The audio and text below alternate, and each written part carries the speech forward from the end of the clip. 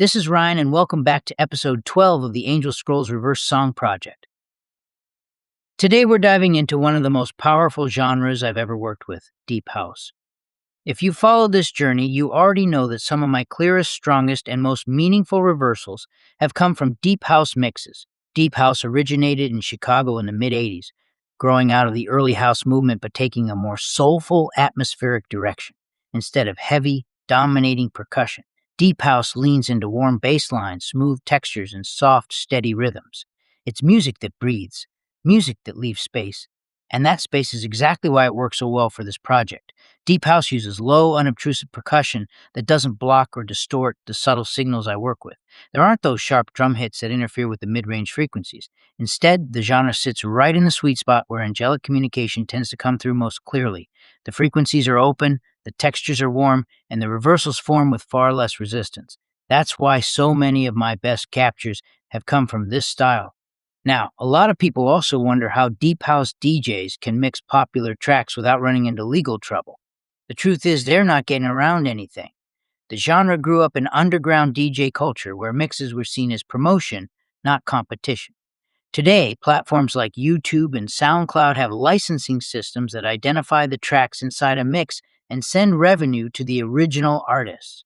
So the mix stays online, the creators get credited, and everyone benefits. And because Deep House relies on long blends, subtle transition, the DJ's creative input is considered transformative, which helps keep everything in a safe zone. And as more people discover that the reverse songs I do carry hidden spiritual messages, it actually ends up promoting the artist rather than taking anything away from them. When listeners hear that a song might contain a deeper layer of meaning, they go back to the original track, they explore more of the artist's work, and they share it with others. It adds a new dimension to the music, a spiritual curiosity that brings fresh attention to the creators. In that way, this genre becomes a bridge between artistic expression and higher communication, giving both the music and the message a wider reach. So in this episode, we're exploring reversals taken from a Deep House mix, a genre that's deep, open, and resonant by design. It's the perfect environment for the messages I work with that actually are creating a new music genre. Let's get started. Episode 12, a reverse symphony of interdimensional communication, Movement 1, Reassurance. Over the past 20 years, there were many moments when I faltered in my faith. I often wondered why it was taking so long for people to engage with the work I was doing. I felt I needed help. Yet I also knew that if a group formed around my forum, I'd be responsible for managing it alongside the immense task of translating and interpreting these reversals. I've run forums before. Even with small groups, most of my time was spent answering questions and navigating the challenges that naturally arise when dealing with something as controversial and spiritually complex as this. Had I continued down that path, I wouldn't have had the time or clarity to complete the massive body of song reversals I produced, so I prayed. I asked God and the angels for a sign, something to reassure me that there were serious followers out there who truly recognized the importance of this work, and this message came through as confirmation. It was gentle, but unmistakable, a spiritual reassurance that I was not alone, and that the timing of the connection would unfold as it was meant to. So let's hear that message now.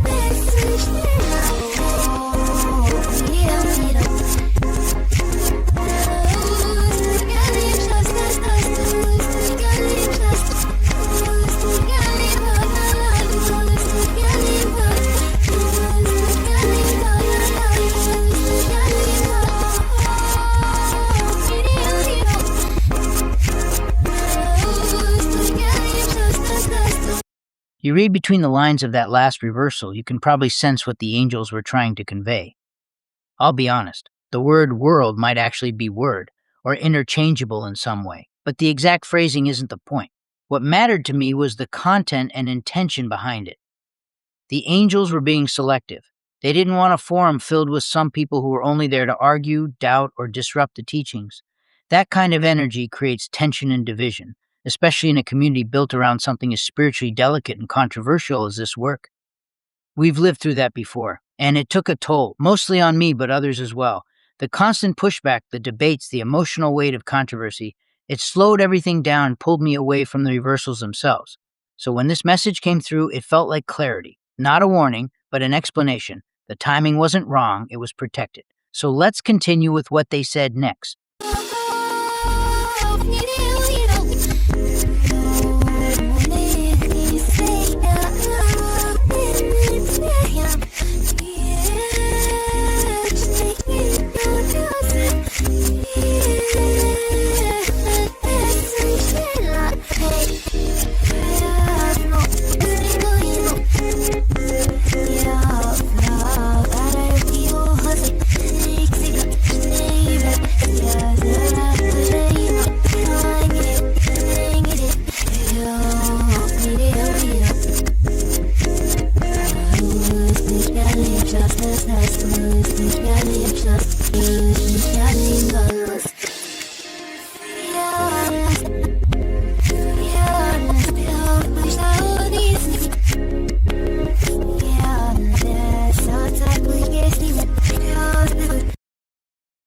In the final part of that segment, the angel spoke of an illusion.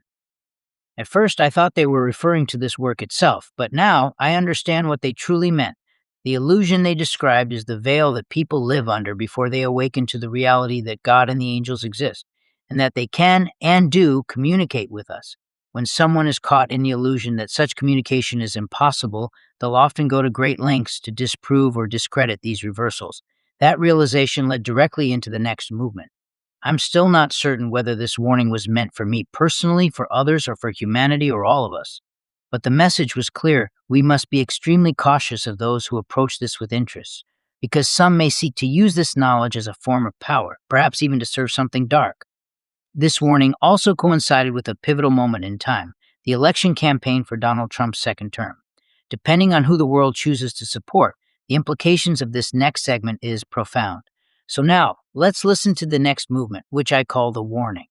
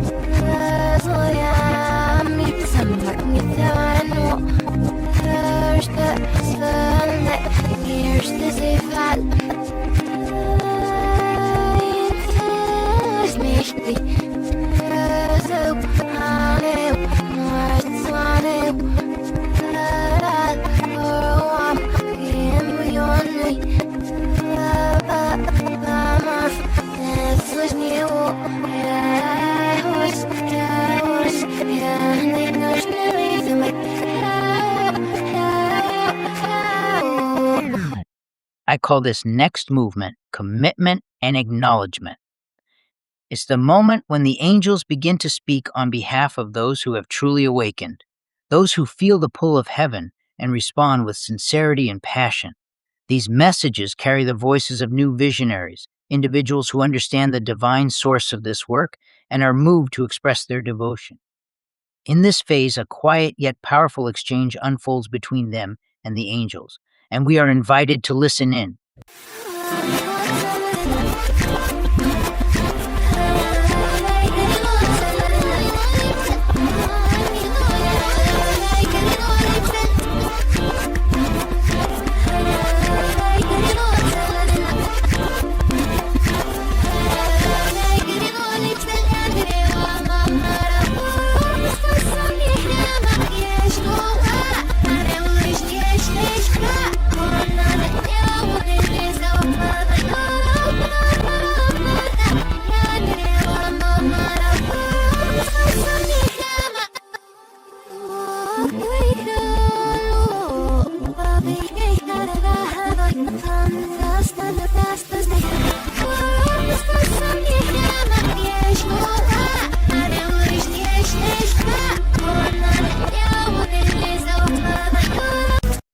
next movement is called Overcoming Fear. It's the moment when the angels begin preparing the new visionaries for what lies ahead and how to face it. They speak of a necessary shedding, a release of everything one thinks they know, even some of the philosophies they've held dear. Dedication alone isn't enough. The angels gently warn that the path forward demands openness, humility, and a willingness to let go. They also speak of the challenge of gathering others, how difficult it may be to inspire belief, even among those closest to us. Fear, they say, is not just internal, it's inherited, imposed, and reinforced by the world. And to walk this path, one must cast it off completely. The angels acknowledge the cost, relationships may fray, families may drift, and the commitment may feel heavier than expected. But through this movement, they offer strength, clarity, and the promise of deeper connection.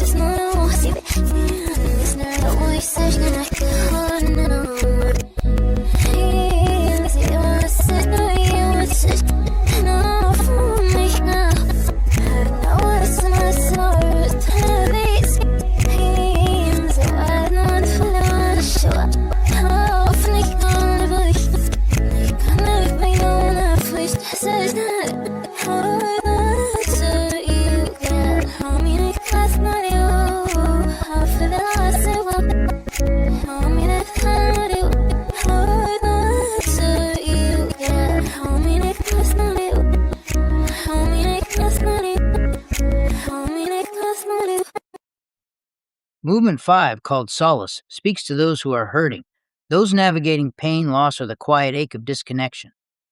The angels introduce solace not as a cure, but as a companion. They acknowledge that suffering may not vanish entirely, and they do not promise total relief. Instead, they offer something gentler, a shift in how pain is carried. Solace is the moment when the teachings begin to cradle the soul. It's where the spiritual path becomes a balm, easing the weight, softening the edges, and allowing joy to re-enter through small, luminous openings. The angels speak of a peace that doesn't erase hardship but makes it bearable, a joy that doesn't demand perfection but invites presence, a happiness that coexists with truth even when truth is difficult. They remind us that this religion is not an escape. It's a way to walk through life with more grace. With each step, the burden becomes lighter, not because it disappears, but because it's shared. Through solace, the angels offer a promise not of rescue, but of resilience, not of forgetting, but of healing. And in that healing, a deeper connection to peace, joy, and the sacred pulse of life itself. So let us now hear this next part.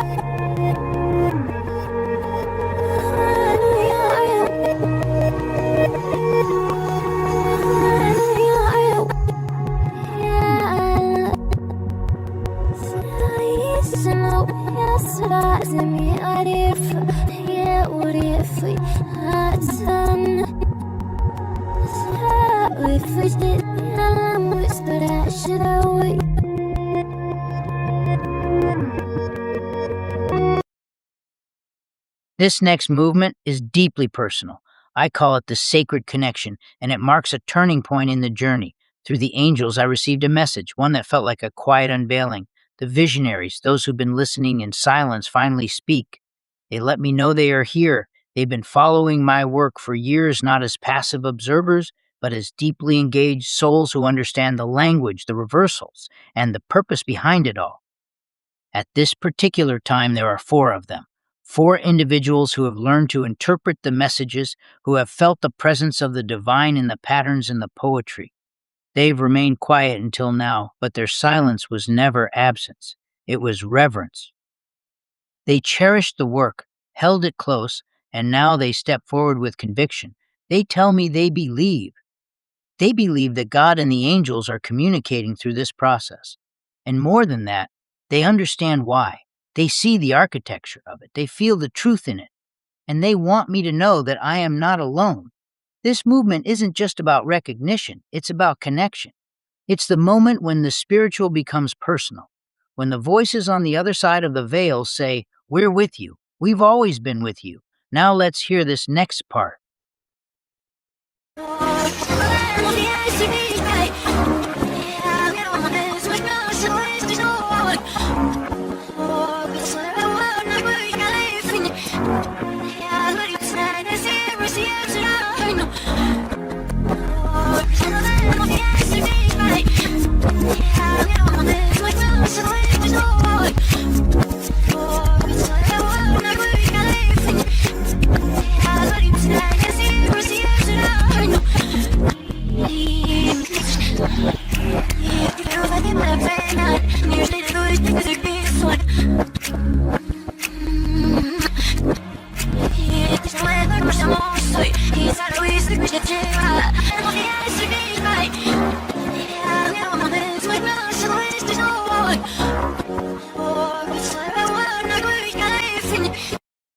This movement is one of the hardest for me to speak about because it touches a wound that still aches.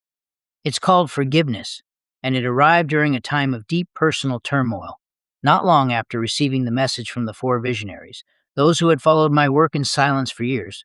I experienced a painful fallout with my son. It wasn't just a disagreement. It shook the foundation of our family, the tension, the heartbreak. It nearly tore us apart. I was devastated. I felt like I had failed, not just as a father, but as a spiritual guide, someone who was supposed to be leading others toward clarity and healing.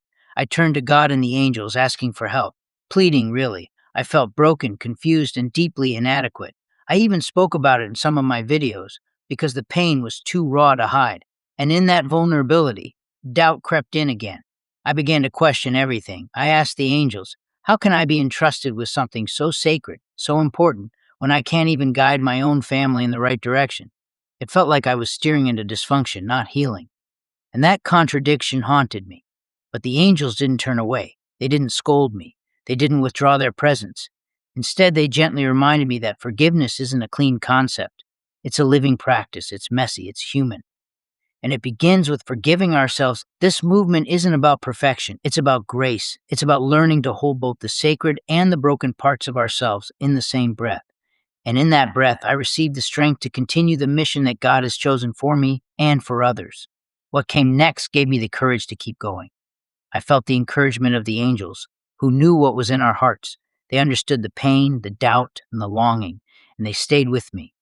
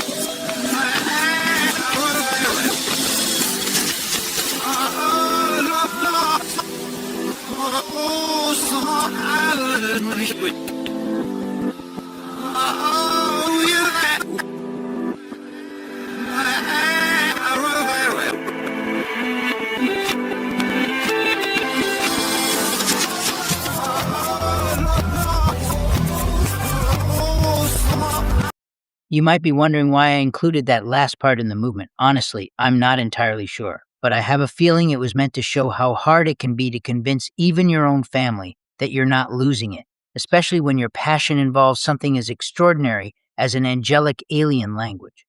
This next movement is called God's Energy, and trust me, you don't want to miss it. The reversals in the second half are some of the clearest and most powerful yet, revealing a story that builds in intensity and meaning. If you click off now, you'll miss answers to questions that have been building throughout the podcast. Stay with me. It only gets stronger from here. So let's jump in. I've reversed hours upon hours of deep house mixes, far more than I could ever feature in a single episode. So today, I'm pulling out some of the clearest, most meaningful sections, the moments that really stand out. Deep house mixes don't always identify the vocalist, so I honestly can't tell you who the singer is in this particular track. If you're curious, you can always reverse it yourself and see if you can figure it out. But for now, I want to get straight into this reversal. It's incredibly clear and speaks for itself, so I'm not going to break down the lyrics beforehand. I'm just going to let you hear it exactly as it came through.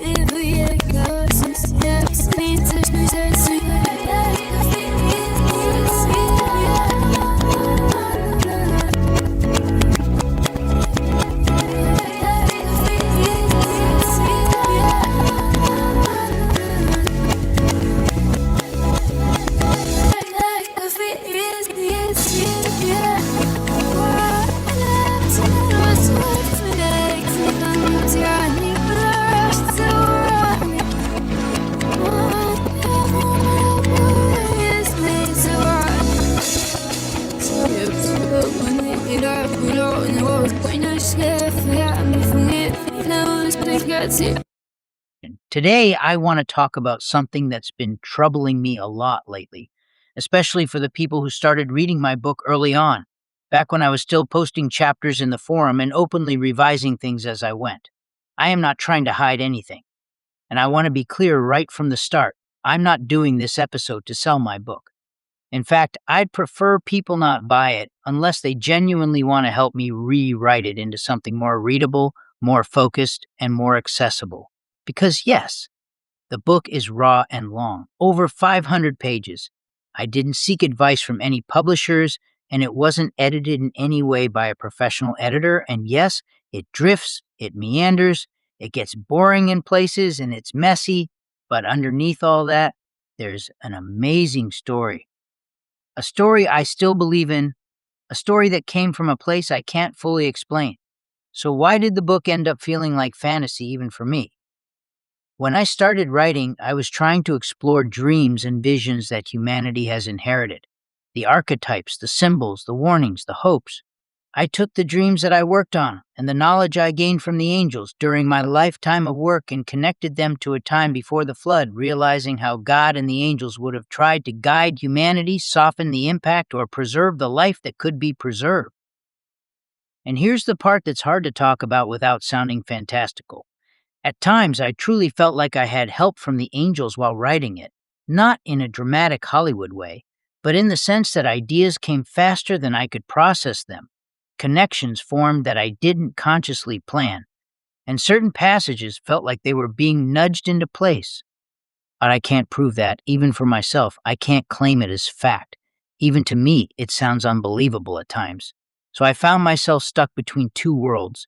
Was I writing history, or was I writing myth, or was I writing something in between? A symbolic truth wrapped in fantasy. And that's where the confusion came from for some readers. They saw me openly adjusting things, refining theories, changing interpretations. They wondered if this is based on real events. Why do the facts change and make it read like fantasy? Believe it or not, this was confusing me too. Yet the angels told me not to worry whether I was writing fact or fiction, but just to write. Obviously, the book is not selling, and that is okay, but I did wonder and asked God and the angels why they encouraged me so much to write the book, and wondered if I had misunderstood them in some way. This next reverse song is the answer I received from the angels. Not only me, but others also had the same concerns. In going over the song again today, I find the reversal to be one of the clearest ones I have done, and the reverse lyrics speak directly to that tension and doubt that myself and others are feeling. Here are just a few things that came out that are important. Referring to me, some doubting possible visionaries asked, "Did heaven make his life a fantasy?" And the answer the angels give is subtle but profound. Heaven made my life good enough, stable enough, trusting enough in the angels, that I could explore these ideas without fear. They speak about angels having better memories, about tracing mysteries past and present, about authors throughout history who were guided by something beyond themselves. They talk about dreams as treasures, about metaphysical symbols that show love, about heaven discouraging the evolution of evil. All these things were covered extensively in this book and other books I've wrote. There's another layer to this book that I haven't talked about enough. In many ways, it has become a symbol of what is beginning to happen in our world right now. When I wrote about the pre-flood era, about evolving evil, about humanity drifting into corruption, about angels stepping in to soften the blow, I thought I was writing about the distant past. But the more I look around today, the more I realize the story is also a guide for the future. We're entering a time when evil doesn't always look monstrous. Sometimes it evolves quietly, disguised as convenience, power, or progress. We're being conditioned to fear each other, to divide ourselves, to reject help from anyone who doesn't think exactly like we do. And while we're busy fighting each other, humanity is slowly becoming enslaved. Not by chains, but by systems built by those who are richer, more technologically advanced, and more willing to exploit that imbalance. The book reminds us that God's intervention has never been the whole story. Humanity has always needed to participate in its own rescue. We need to accept help from unexpected places, even from people or beings who challenge our assumptions. We need to dispel fear, hate, and prejudice before they calcify into something irreversible. And we need to remember that technology itself is not the enemy. It's a tool. Just as the angels in the book used a device to preserve life and spiritual growth, God can use technology for good today. The question is whether we're willing to evolve spiritually at the same pace that our world is evolving technologically. Getting into the reverse lyrics again, the angels shift into something even more personal. Ryan will have our honor and will carry this good device of angels. In the book, that device was a literal object, a piece of angelic technology that extended life for those who were still spiritually evolving and led good lives up until that time. But in the lyrics, the device becomes symbolic, a responsibility, a calling, a way of carrying forward messages that encourage growth, hope, and spiritual evolution. They even address the critics. Why are there fools that discourage dreams? Not as an insult, but as a reminder that dreams, visions, and imagination have always been tools for spiritual communication. They also talk about how fantasy is a bridge to reality. This is the part I want to emphasize today. Fantasy is not the opposite of truth. Fantasy is a language, one that lets us explore truths that are too big, too ancient, or too symbolic to fit neatly into literal history. The good in fantasy often becomes reality in the future. If angels were involved in the writing, and I still believe they were in some way, then fantasy becomes a vessel they can use, a safe space where ideas can be explored without the burden of proving every detail. Fantasy lets us ask, what if ancient memories still echo in our dreams to help us avoid evil? What if humanity once had help we've forgotten? Why do we have such amnesia about the past and civilizations that once lived on Earth? What if symbols carry messages that can create prophecy and guidance? What if imagination is a doorway? The lyrics say, a destiny which exists in love can be made real with treasured memories when it's open to prefer the treasures we invest in fantasy. To me, that means this. When we invest love, meaning, and intention into our imaginative work, it becomes more than fiction. It becomes a bridge, a way for spiritual truths to take shape in a form we can understand. So, do the angels endorse this book? I'm not here to claim divine approval without proof, so you will have to hear it for yourself in this reverse song.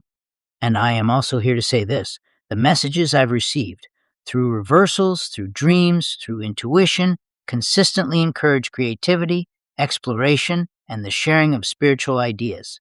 They encourage me to keep going, to refine the story, to honor the inspiration, to trust that even if the book reads like fantasy, the heart of it carries something real. The reverse lyrics of this song say, we shall encourage and show things he missed. We will escort you where you are safe in the answers. We will endorse Reynolds' new exchange. To me, that's not about ego. It's about partnership. It's about being open to guidance, even when the form it takes is strange, symbolic, or hard to explain. So here are my closing thoughts. So yes, the book ended up as fantasy, but it's fantasy built on intuition, on spiritual curiosity, on inherited dreams, and my experiences that prove angels still communicate in ways we don't fully understand. And if fantasy is the language they chose to speak through, then I'm okay with that. Because sometimes fantasy is the only way to tell a truth that's too big for literal history, and sometimes the most unbelievable stories are the ones that carry the deepest meaning. So now let's hear that message, which in itself clearly bridges the gap between fantasy and reality.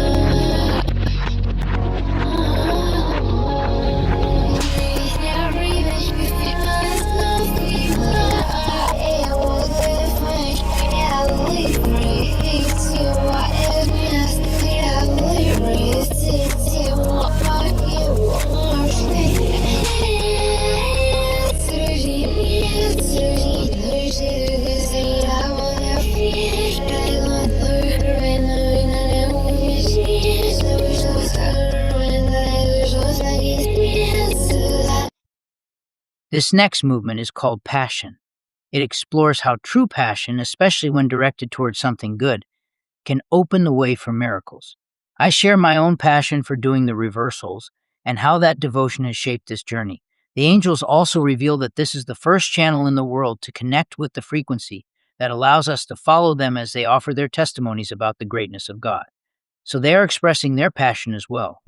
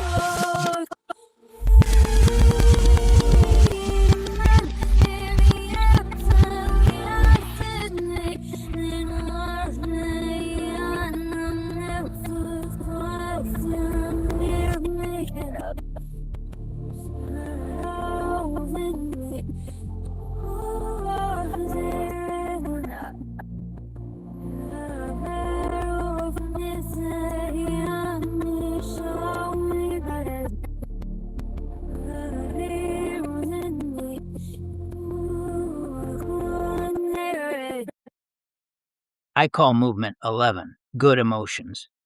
In this segment, the angels explore how positive emotions arise from meaningful connections. They describe humanity's earliest steps as a search for trustworthy companions, people with whom they could share truth, safety, and a sense of belonging.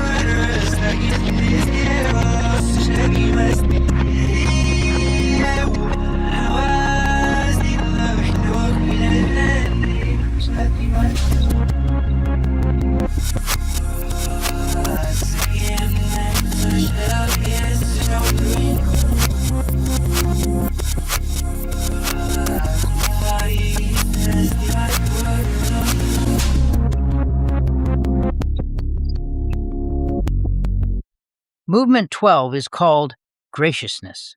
In this segment, the angels speak of a graciousness that awakens when people realize they are not alone, that the angels walk beside them. This feeling of divine companionship stirs a generosity of spirit, inspiring listeners to pass that grace forward. As this energy spreads, it becomes a catalyst for awakening, opening hearts and minds to the future God has envisioned for humanity, one built on trust, truth, and the shared joy of connection.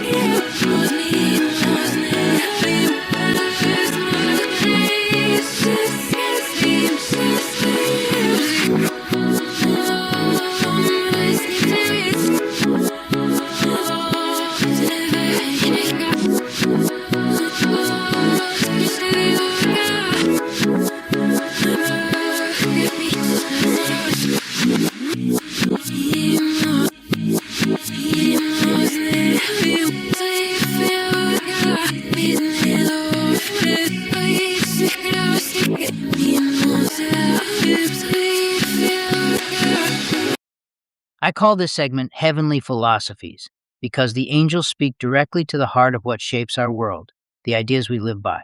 In this reversal, they explore the contrast between philosophies that uplift and those that cast shadows. They express their support for literature that carries noble, healing truths, whether rooted in fiction, scripture, or personal testimony. They reaffirm their endorsement of the messages within my own writing, even referencing my book again as one aligned with the divine principles they cherish. I also have another book titled Humanity's Guide to Reversing Evil, a true story chronicling how dreams and visions have guided and transformed my life over the past 20 years. This is one I would recommend if you're interested in how dreams and visions can affect your life in a positive way.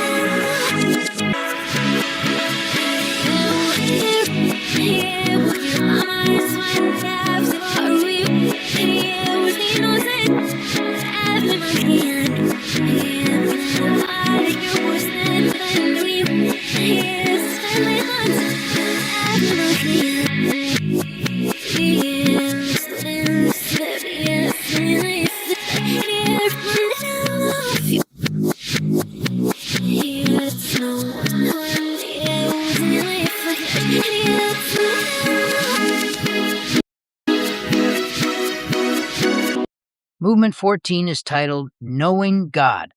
In this movement, we explore the profound idea that understanding the spirituality of God is not limited to human interpretation or earthly doctrine. Instead, it can be experienced directly through the testimony of the angels themselves. Their messages, pure, unfiltered, and spoken from the realm of heaven, offer insight into God's nature, intentions, and truth. By listening to these heavenly voices, one begins to grasp the character of God in a way that transcends traditional teachings, opening a path toward a more intimate and experiential knowledge of the divine.